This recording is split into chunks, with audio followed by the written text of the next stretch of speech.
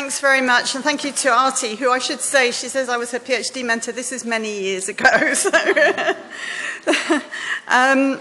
okay, so I think as Arti said, that the lecture is based on a book which came out in May, and so I'm not going to go through all of the book, but I will give some sort of highlights from it. The discount voucher is for the hardback. The paperback version is advertised on Amazon, but if you order that, it will be a while before you receive it, just to let you know. So what I want to do is really just go through a little bit, and I'm assuming some people know about this area, some people don't. So this lecture is a public lecture, so it's assuming some knowledge, and there are bits of it that I think everybody will know about, but I'll go into those in a minute. So firstly, what I'm looking at, the book itself is about gender and global value chains. It's about the changing role of women in global value chains. I examined both retailers and brands. Today I'm going to focus more on the retailer part. I'm going to talk about the feminization of work. What are the dynamics of that? Why are women increasingly employed in waged work or paid work, very important difference, in global value chains, and just what's the dynamic of that. And I'm going to look a little bit at the actual analysis that I do, which is really based around the concept of global reproduction network analysis. So I'll explain that, which is just, again, sort of higher level. Then I'm going to look at the concepts of social economic upgrading and downgrading, which again is just thinking a little bit, are women benefiting from this? Are they losing out? What's the dynamics, the commercial dynamic of value chains, and what's the implications for work? Then some case studies, just some brief kind of case studies. All of them are documented in much more detail in the book itself. And really looking at the whole issue of contestation as a lever for change, where upgrading, I argue, has taken place, is when you've got positive results for women. And then some concluding reflections. So, just to start off, so as I say, I'm assuming everybody knows this bit. So basically what we live in a world which has really changed quite radically in relation to the whole dynamic of global retail. When I was a child, when I was young, shopping was done in the high street, largely by women, in lots of different small shops, baker, butcher, grocery, whatever. It took up a very large amount of time. And also in many developing countries would have been done, or lower income countries would have been done in informal markets, street markets, etc., as well as the high street. Now that world has really changed, and it's changed, that retail world has really changed, and it's changed especially since the 1980s. And it's changed, and it continues to change. So there are big changes that continue to take place. The first big change was really with the expansion of large, particularly focusing on retail specifically rather than brands, was the expansion of large retailers. And Walmart is the perfect example of that. Walmart is one of the largest single private sector companies in the world. It's one of the largest employers in the world. It operates in 28 countries. It operates in North American, US company, but it operates in Europe, Africa, Asia, and Latin America. Even if you don't know, if you're from Africa, for example, you might be familiar with Game. If you're familiar with Game, you shop in a Walmart shop. So they don't always change the name, they often keep the same name. But you've also got the same trends within Africa, Asia, and Latin America. I've given an example here of ShopRite, of African and Asian and Latin American-owned retailers who operate within their own regions. And increasingly, people shop in these large retail stores. Initially, it was for more higher-income consumers, but as they've expanded, and if you take the example of Game sells into quite low-income communities as well, townships as well. And then we're now going through another retail shift, which is the growth of online retail. And I'm sure you're all familiar with Amazon. But if you want an equally important and very large company similar to Amazon is Alibaba, which is the Chinese version of Amazon. So trends which we've seen in North America and Europe, we're rapidly seeing in Africa, Asia, and Latin America.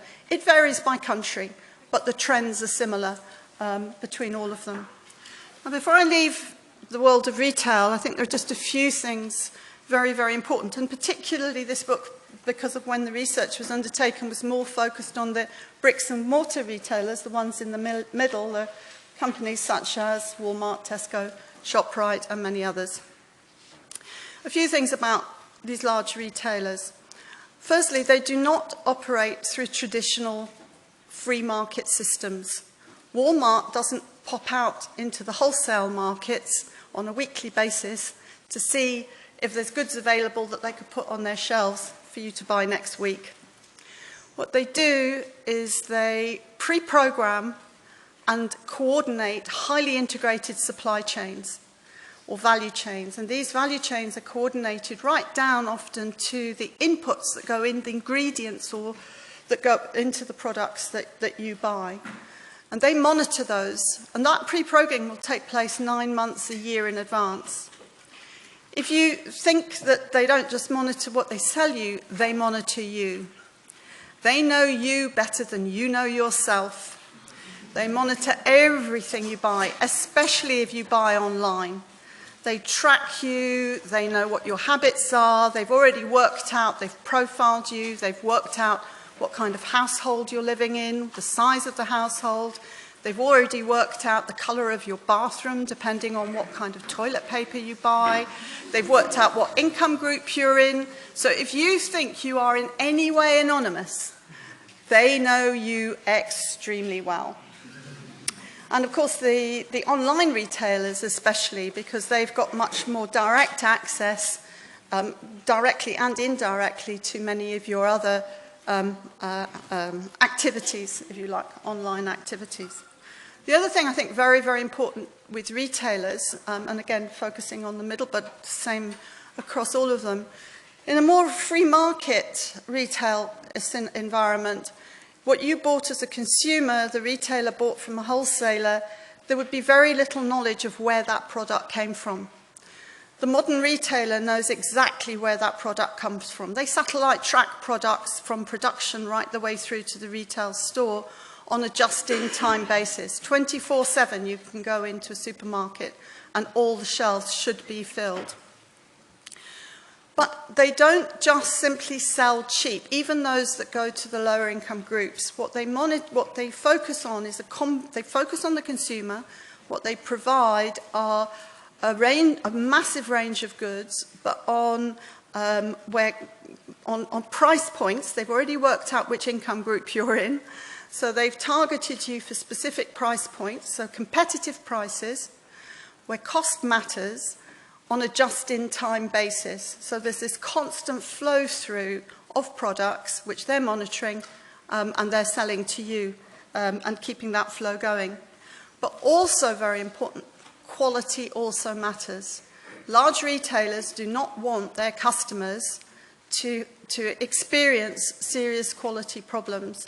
Say you bought some food in a retailer, became very ill with it, not good publicity to the retailer. So they're also very strict on their quality standards, and those quality standards can extend to not only the product, but also how the product is produced, so that it's not produced with child labour, that it's produced, can be under fair trade conditions or other forms of standards. And they appeal to consumers and sell to consumers on this basis. So it's a combination of cost and quality, and I'll come back to that because that matters quite a lot. Now, the analysis in the book also argues very strongly that that retail and global value chains, particularly global retail value chains, less so in other types of value chains, but in the ones that I've focused into, are highly gendered. Now, don't forget, retailers, and I should just tell a story, I need to be a bit careful about time, but I first realised the importance of gender to global retailers when I was interviewing in my research many years ago a major category manager into one of the largest UK retailers. And completely, I didn't ask any questions. He just suddenly started to talk about gender. And I was really staggered. I said, why is gender of interest to you? And he said, well, because most of my consumers are women. And if we don't understand what goes on in their lives, we're not going to reach them and sell them, maximize our sales to them. So nothing to do with an interest in feminism or anything like that. And women are a key consumer group. 70% plus of all purchases in large retail stores are undertaken by women. 60% of men's shirts in the UK are bought by women. So they're not just looking at you as the final consumer, but they really focus in on women as the customer, who is the conduit of goods going through to the final consumer. And women have an estimated global spend of $20 trillion. And that's about 5 years old, that figure. McKinsey did an estimate of that. But gender also matters in value chains, not just at the consumer end. And this is really where my research focuses, because as you go through the value chain to the lower levels, how value chains, global retail value chains have evolved is through global sourcing. If you go back again 30 years, a lot of production was sourced, products were sourced locally or nationally. If you wanted fruit and veg in the middle of winter, you wouldn't get it unless you were very, very wealthy. Now, there's a whole process of global sourcing through global value chains through multiple countries. So a large retailer could easily be sourcing from 80 or 90 countries. It's quite common. And they will be selling tens of thousands of products from across all of those countries. Now, that process of global sourcing has led to and particularly from low-income countries, has led to a very rapid expansion of paid work in developing countries which traditionally didn't have very large workforces or large numbers of workers working in the export sector. So it's generated very, very large numbers of jobs. But in many areas, this work, paid work, is largely female. And I'll give you some examples of that in a moment. And one of the reasons why women have been drawn in is partly because they've been drawn in inverted commas as low-cost labour. So women have been drawn in to produce goods because for cultural reasons, social norms, women have often been paid less than men. And also because of very flexible labour. Again, because of cultural and social norms, it's seen as okay for women to move in and out of the paid workforce, back into the home, back into the factory or the farm, as and when needed to meet just-in-time production as determined by the big retailers. And that's led to keeping the costs down, or the labour costs down in many countries, has also led to many workers having poor conditions of work. And there have been many campaigns by large NGOs, trade unions, and other civil society organisations against the sort of poor pay, poor conditions of both workers and farmers in global value chains in Africa, Asia, and Latin America. But just to keep the gender piece of that going, a lot of those campaigns have been led by NGOs with quite a strong gender focus. Oxfam Behind the Brands, I'll mention later on, is a very good example of that. And also often focused on the more marginal and precarious workers, the majority of whom are women. So women have often been an important part of these campaigns. Ethical trade itself and fair trade are also gendered. Surveys show that more women are interested, as consumers, as customers, are interested whether the products they're buying are ethically sourced or not. So there's a big gender story there. But taking the gender story one step further, what I argue in the book is the whole expansion of global retail value chains is really based on the commercialization of production that many goods that used to be produced in the home that are increasingly produced using waged or paid workers to send into value chains and retailers, which are then bought ultimately by women. So this concept of the commercialization of household production is really a theme that runs through the whole book, and I'll give you a bit more on the analytical side, but these pictures just give a sort of representation of it, whereas women traditionally would have produced many of the clothing, or much of the clothing, and mending of clothes. I remember so much in my own childhood, all the mending of clothes and passing on of clothes from one house to the next, as children grew up, was always undertaken by women within the household. It was only very wealthy people that could afford to buy commercially produced. But increasingly now at the other extreme, ready-made garments are produced very cheap.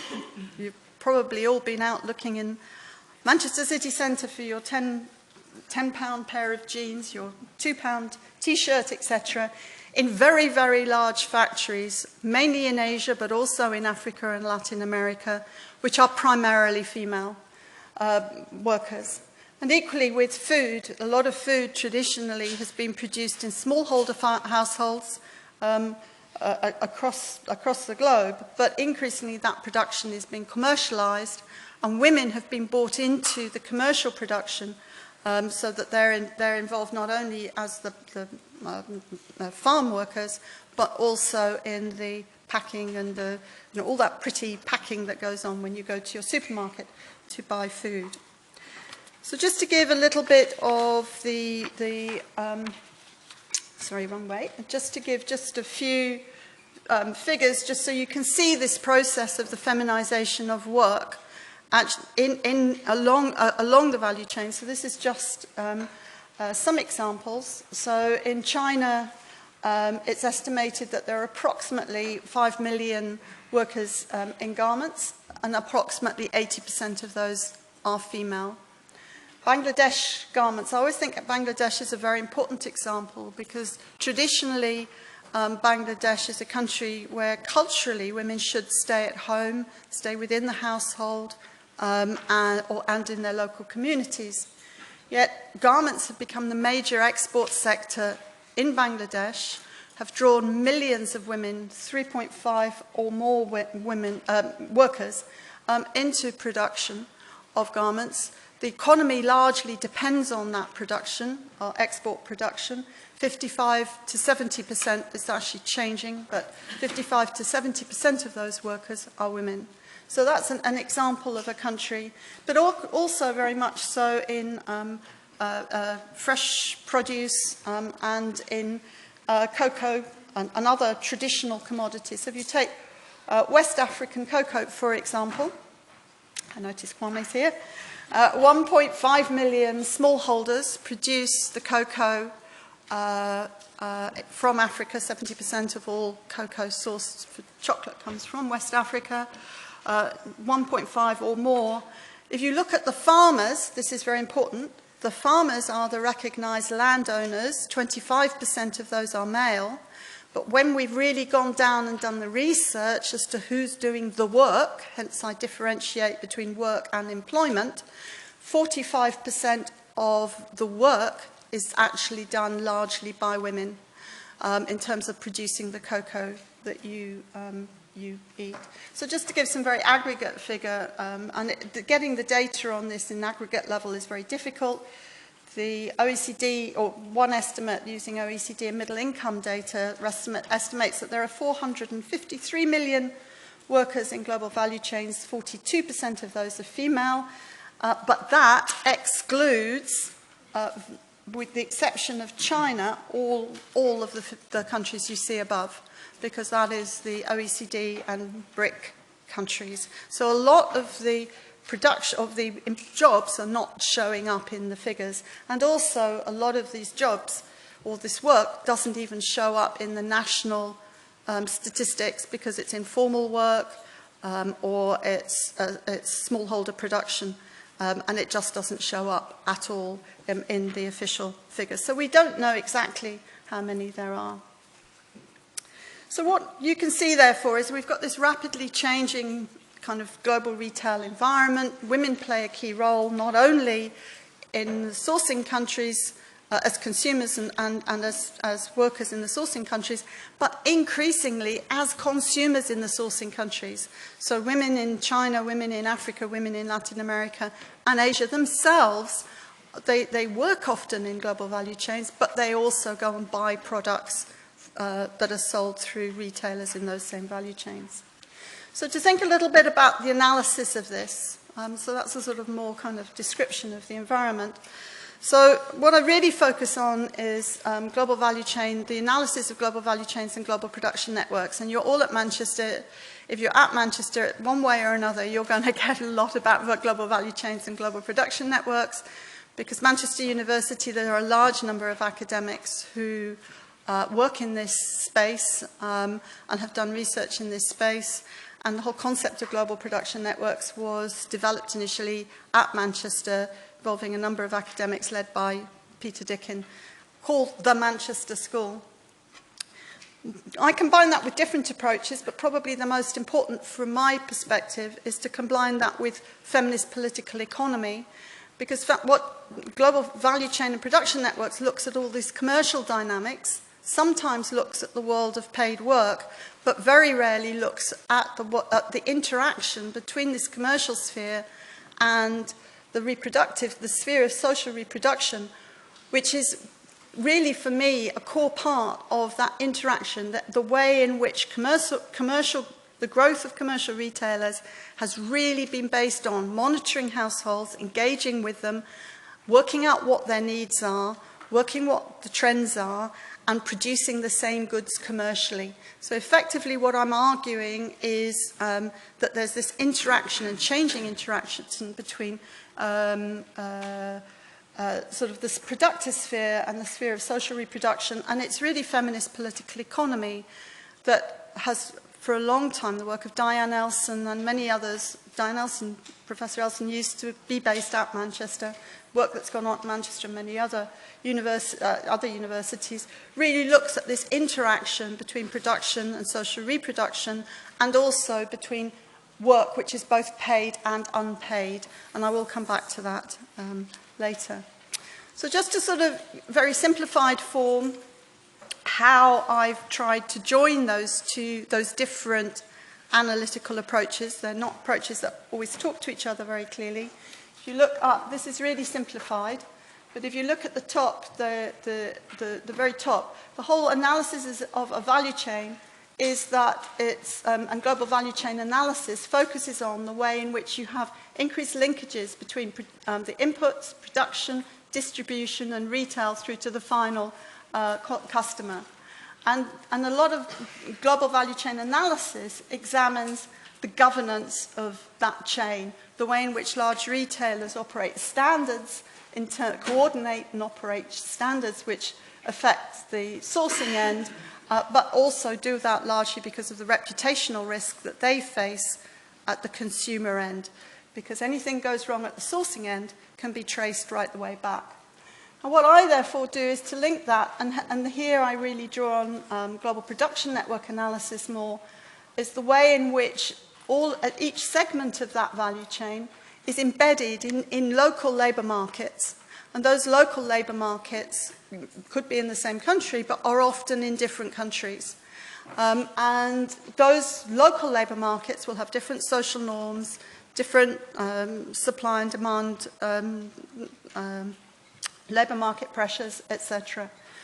And then really drawing in on feminist political economy, the way in which all of that commercial interaction and interaction in labour markets is also linked into reproductive unpaid work.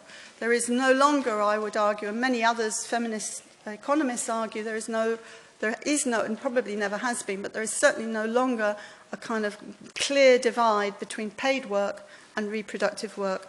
It's an unpaid reproductive work. There is a an interaction between those two. So really what I look at is how that interaction plays out, but in the context of global value chains or global retail value chains. Now there's a bigger debate over when you're getting women being drawn in, is this empowering for them or is it exploitative? And that's really a core part, and I think probably where my work differs. Some argue it's empowering, others argue it's exploitative. I argue is that it can be both, or it can be one or the other, but often is both. And I'll come back to that in a minute. So just, I won't go into this in too much detail, but just to kind of draw that together, I really draw on the work of Kelly and others who've looked at the concept of global reproduction network analysis, which is where you're getting this commercialization of social reproduction. Where activities that were traditionally undertaken unpaid by women are now being drawn into the commercial sphere, and women are being paid to undertake those activities. And what I argue is that the commercial model of value chains is really based on the systemic gender discrimination within the value chains. At one level, that's created jobs for women. And Naila Kabir and others argue that that has allowed women to get access, especially in countries such as Bangladesh, access to labour markets and to paid work, which traditionally they've not been able to access. It's been very difficult for them to access. But at the same time, what the value chain, the commercial dynamic of a value chain does, is it really draws on women not simply as cheap labour, which a lot of people argue, but also very importantly as workers that can produce quality goods. And this is again drawing on the work of Diane Elson, whose skills have been socialised, or whose social skills that they've acquired socially, such as producing food, producing garments, multitasking, undertaking quite complex operations often, have been drawn in to the commercial sphere of production. And just very briefly, so I divided into three dimensions. Firstly, value creation. Women's unpaid work has been increasingly commercialised. But secondly, what's called value enhancement, that the skills that women workers bring in enhances the value of the good. If you just send some green beans out into get it off, chuck it in a box and send it out, you might sell, you might not. When you buy it in all those little packets, beautifully done with the barcode on, etc., most of that work has been done by women. And that value, and topped and toed and all looking very pretty. But those women's skills are critical to that quality enhancement. But because of the low levels remuneration that women workers are often receive, because of gender discrimination and gender pay gaps, which are socially a result of the sort of social embeddedness in those labour markets, those women workers are not remunerated for the contribution they make to value enhancement. That value is then captured further along the chain by commercial actors and by retailers. So in that sense, it's exploitative. So it's both empowering at one level, but it's also exploitative at another. But and this is really where the case studies, and I'll give you some examples shortly, where you have seen clear advances for women workers, those advances have come through contestation. In other words, these large retailers aren't just going to go out and say, well, I think we're going to make the world better for women workers in our value chain, but where there's been strong contestation, individual contestation, simply skilled workers leaving, that can lead to positive change. Collective organisation by workers, that can also lead to positive change, but also often collaboration, collaborative contestation, where you get alliances between NGOs, trade unions, and those alliances often work across countries, and I'll give you an example or two later on. And that's where I've seen significant improvements. So it is exploitative, but at the same time, what value chains provide is the space for leverage for positive change, where that contestation can be sufficiently coordinated. I'll very briefly go into this, which is the sort of analytical framework, just so you can see how all of this is put together, and then I'll give you some of the examples of the case studies. So it just to sort of sum all of this up. On one side, you've got the sphere of commercial production. On the other side, you've got the sphere of social reproduction. Traditionally, and certainly in standard conventional economic analysis, those two would be separate spheres. People move from the one sphere to the other or back. What I'm arguing is that increasingly that they are interconnected. At the very top, you've got the global retailers. And what's interesting, on the left-hand side, you've got the standard global value chain, which is the linkages between all the firms, the linkages between the retailers, the processors, the manufacturers, the input sourcing, etc., and the workers who come into the commercial side. So that's all happening on the commercial side. A lot of analysis looks at that. But where you've got that increasing interconnection with the social reproduction, those global retailers are also monitoring those households. They know exactly what's going on. They know more about those households than those households know about themselves. They've worked out how many people there are, whether they eat together, probably whether they sleep together. There are things about what they know about you. You don't want to know what they know about you. You have no secrets. So they're monitoring you. They even, to some extent, and the cocoa example is a very good example because there are issues in cocoa about the future resilience of the supply chain at a community level. They even monitor and engage with the communities from which sourcing takes place. And I can give you an example of that. And yet those households and communities produce the workers that go into the global value chain and also the consumers and the customers. So effectively what I'm arguing is that you're getting this increasing interaction. Now the issue is, the question is, I'm going to skip that one.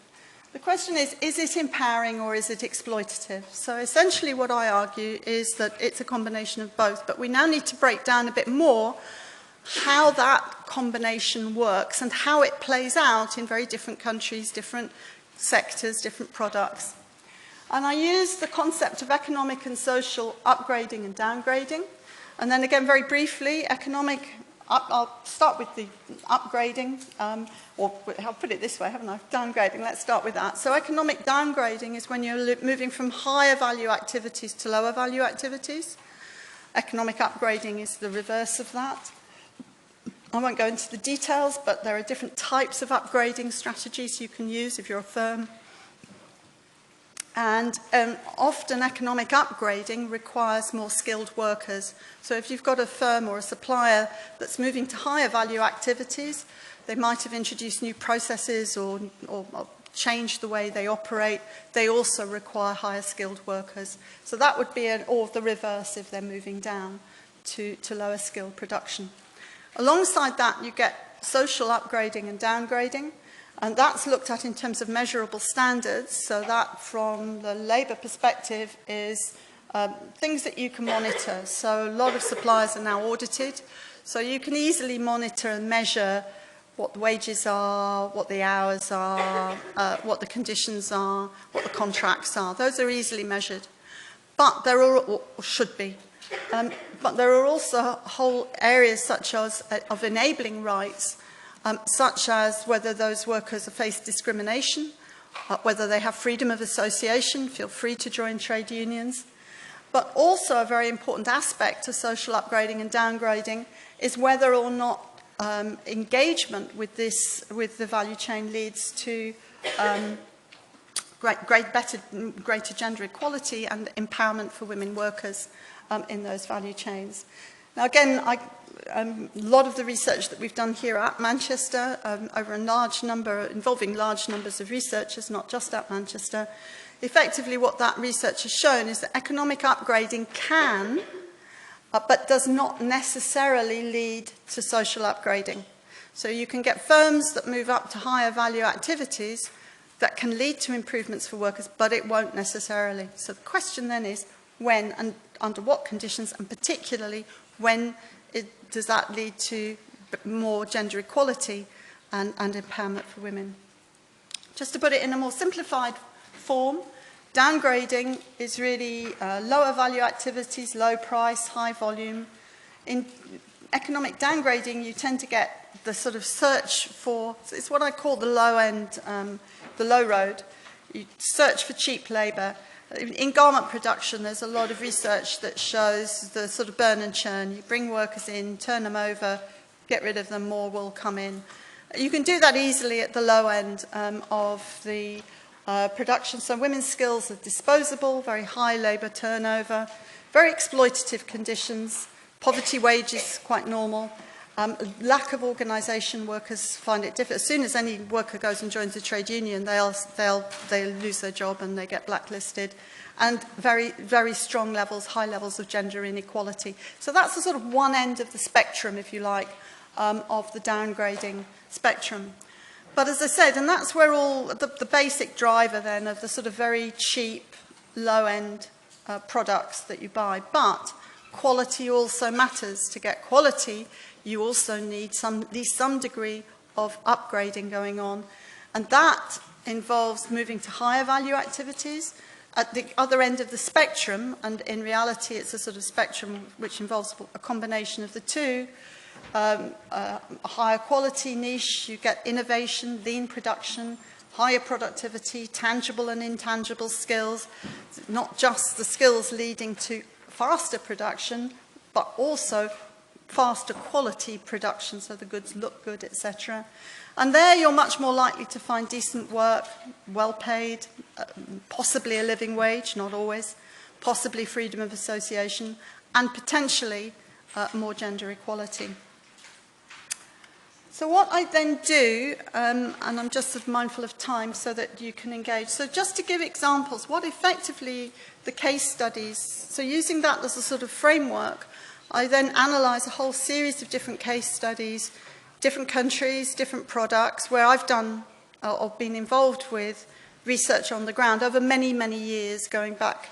I mean, I'm so young, so I shouldn't give it away. How many years? Just a couple of years, but possibly you can add a couple of, at least one nought onto 2 years, so at least 20 years.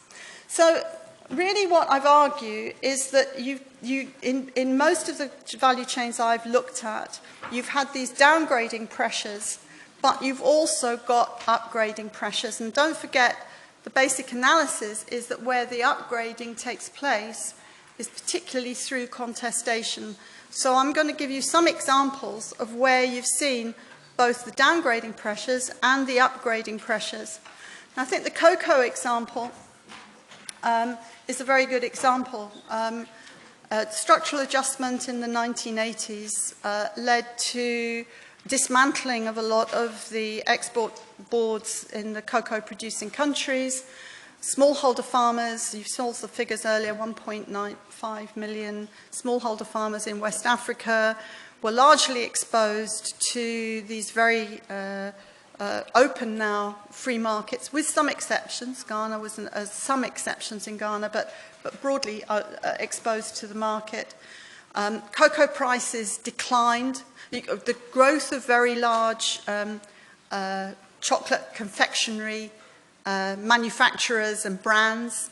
So at the one level, you've got the sort of dismantling of the protection for smallholder farmers, got exposed through the cocoa chocolate value chain to a very large, small number of very large brands who could control and coordinate those value chains right the way through. So for many, many years, the cocoa story was a story of economic and social downgrading. Cocoa prices declined, farmers didn't have resources, you couldn't afford to employ labour if you were a farmer. Who did you use? You used your children. And women would be heavily involved in work. So this was a process that went on through the 1980s into the 1990s. Then you began to get some big exposures. So there were a number of exposures about the use of child labour in the cocoa sector, coming about as a result of media campaigns and civil society campaigns. And there was a growing awareness then that the social downgrading that was going along alongside the economic downgrading at the cocoa, at the level of production, was causing problems. And those problems really began to come to the fore, especially in the early 2000s. People began, in the chocolate sector, were aware there were problems, but they just thought, it'll okay, price will go up, we can buy more cocoa. But when it really became a serious issue was in the 2000s. And in the 2000s, there was a growing recognition that younger farmers were moving out. And I was involved in research that was commissioned by Cadbury to go and find out what was going on. Why are farmers leaving the cocoa sector? And it was clear why they were leaving. Low incomes, no future, no possibility of improvement. If you go out and move to Accra or move elsewhere, migrate out of the country, you've got much more opportunities, economic opportunities. And this is what really caused the shift. There's a very large cocoa trader called Amajaro. They did an estimate of the supply and demand of cocoa over future years, and they estimated that by 2020 there would be a 1 million tonne shortage of cocoa. And one of the main reasons is because of the massive growth of chocolate consumption in India and China. Over 2 billion people rapidly buying more and more chocolate. And this sent a shockwave through the cocoa chocolate confectionery sector. And also for people like myself, because as a chocoholic, I also like chocolate. And I should say, one of the interesting things about in China, it wasn't just the growth of chocolate consumption, but apparently there's a lot of Chinese consumers like dark chocolate. Dark chocolate has a much higher cocoa content and therefore was putting even more pressure on. It's fine if you buy that rubbish stuff, which is all palm oil, but if you like dark chocolate, you're really putting pressure on. So what happened as a result? So that was really the individual contestation was leading to a kind of reaction against the downgrading pressure. What that led to as well was some of the large NGOs, I've got Oxfam behind the brands there, who also led some more international campaigns about the conditions of farmers and cocoa farmers, the prices they're paid. You had fair trade came in, so you've got a lot of fair trade chocolate, for example. And that led the large cocoa chocolate companies to really begin to engage at community level as to how to enhance the social welfare and social well-being of farmers. And so you've got a kind of process of upgrading. Now, one of the things that they hadn't really worked out, because they'd never done a gender analysis of production, the farmers are largely male, and therefore it was assumed that cocoa is a male crop, is that actually you've got a large number of women working in cocoa production who are unpaid contributing family workers. Because they'd never looked at the gender dimension in supporting these local communities, in supporting production, they began to realise, largely through research that was undertaken, some of it at Manchester, in a number of countries, they began to realise that they were training and supporting the wrong people. Women actually play a key role in the early plant care and in the final fermentation and drying of cocoa. And both of those are critical to yields and to quality. So if you want that lovely dark chocolate, you're going to have to invest in women workers. So now, as part of the moves towards social upgrading, there has been a lot more investment or focusing on gender, training, support at community level, specifically for women engaged in production. It's an ongoing process, one that I should say the chocolate confectionery companies have not done, is to ensure an increase in the price of cocoa. That is still left very much to supply and demand trends. So that's one example. Another example in the book is really looking at the whole area of garment production. And garment production is a very mixed tale. It's a very mixed tale all the way through the value chain. And again, it varies a lot by country and by location. So you get combinations of economic and social upgrading and downgrading going on, often within the same country or the same part of the value chain. But just to give a sort of sort of higher level kind of overview, some of the downgrading pressures, a lot of garment production, particularly in areas, places such as Delhi in India, Ahmedabad, a lot of the production is outsourced to home-based workers. So in some countries, not in all, you get quite a large number of home-based workers, and they especially do things like the embellishment. Christmas is coming. When you go and buy your beautiful glittery Christmas, men and women, except of course women do the shopping for the men, don't let's forget that bit. When they go and buy it with the sequins, etc., quite often that's been done, that embellishment's been done by home-based workers. And those workers are really at the base of the value chain and subjected to a lot of those downward pressures in terms of cost, just in time, etc. And yet they're producing some of very low paid, but often they're producing some of the highest quality, beautiful end final. Why you go and spend a large amount of money on these clothes is because of all that beautiful embellishment. But those women workers do not see the benefits of that. So that's an example of the sort of downgrading.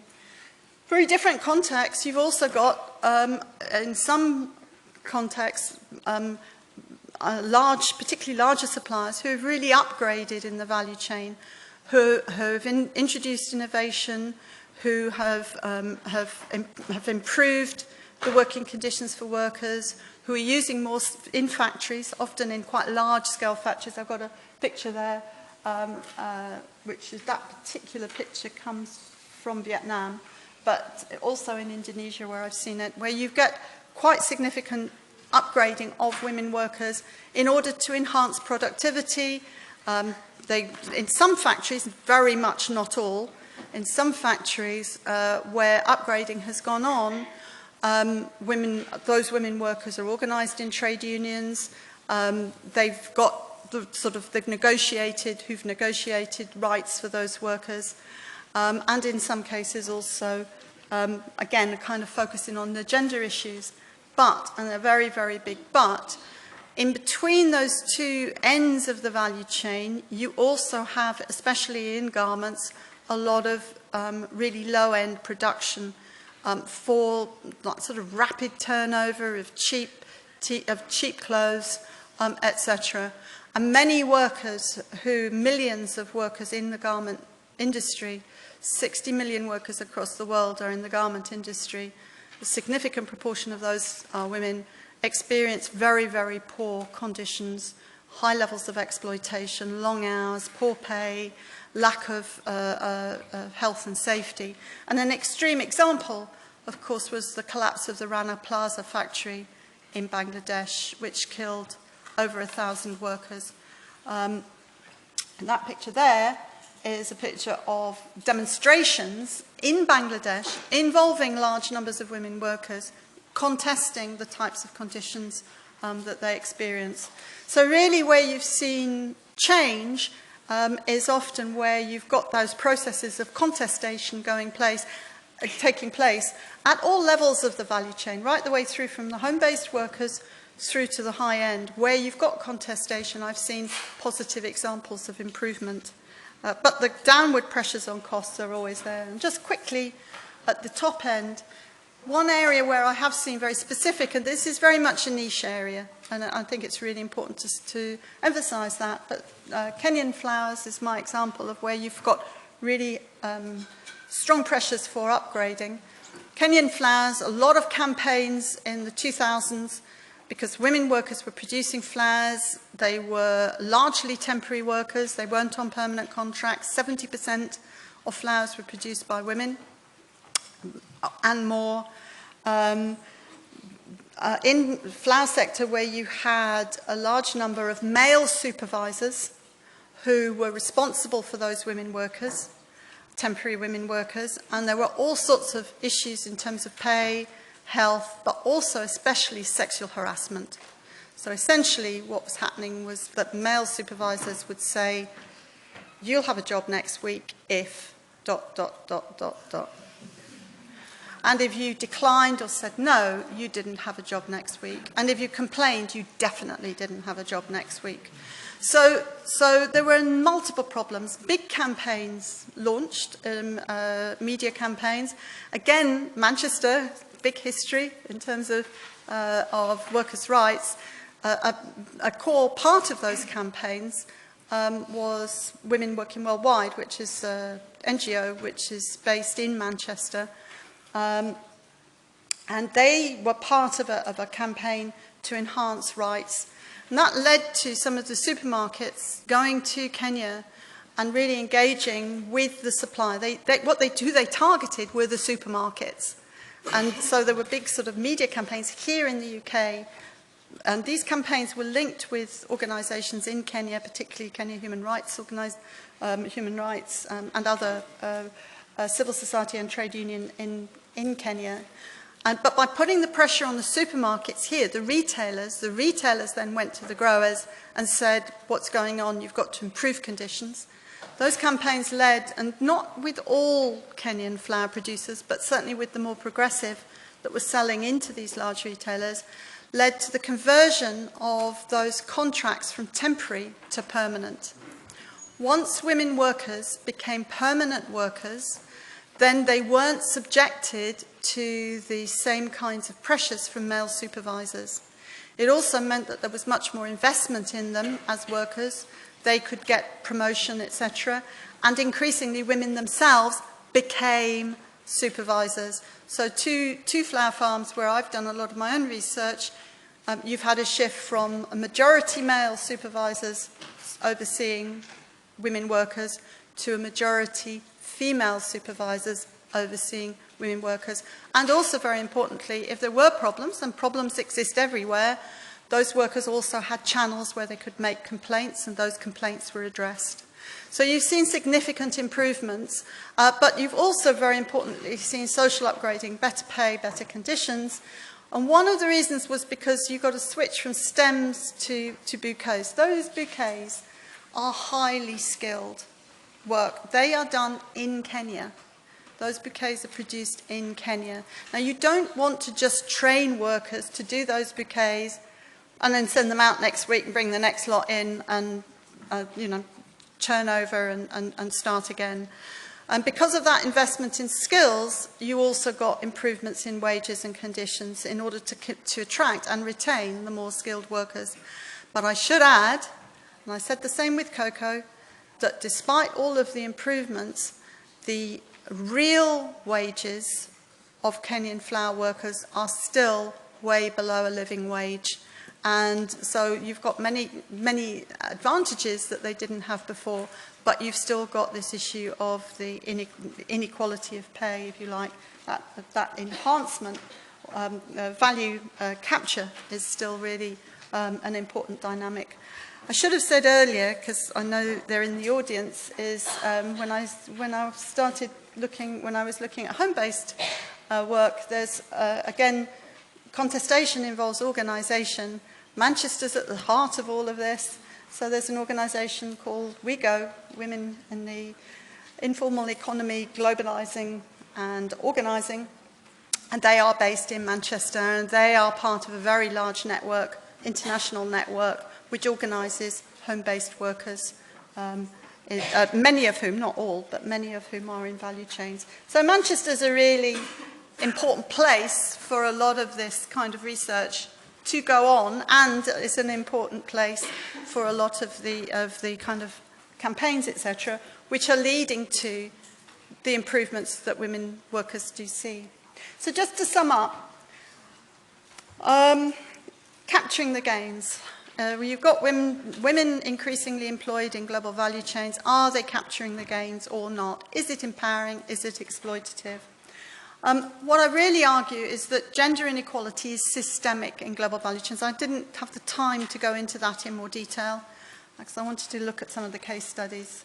But I do think what value chains, that the commercialisation has led to many more women being involved, but B, when they are involved, it's also the existence of these linkages has opened up the potential for leverage, for better contestation, or for different forms of contestation, not simply in the place of work, but through these collaborative alliances, often across countries. That contestation can be individual, and it can be collective, and it can be collaborative. Cocoa is an example of where it was individual and collaborative. Garments an example of where it's individual for some and it's collective and collaborative. You get a number of different alliances, Women Working Worldwide, Clean Clothes Campaign. Many of these organisations really collaborate with and bring together NGOs and the trade unions and put pressure in the value chain. What I haven't had time to go into is the sort of implications of all of this for the governance of value chains.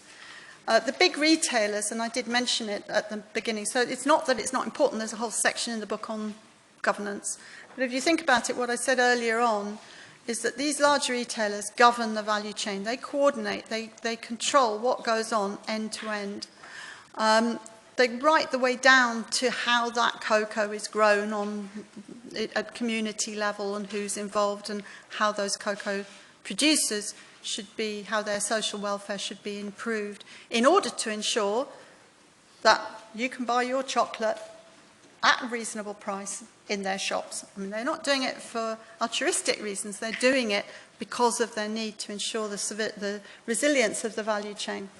But what that's led to is you've got the private governance, the standards, the requirements that these big retailers have, but increasingly those private standards have extended to social governance, to big retailers working with civil society organisations, with NGOs, with organisations such as Oxfam, such as Women Working Worldwide, and engaging with them to try and enhance the social dimension of the value chain and to improve conditions for workers.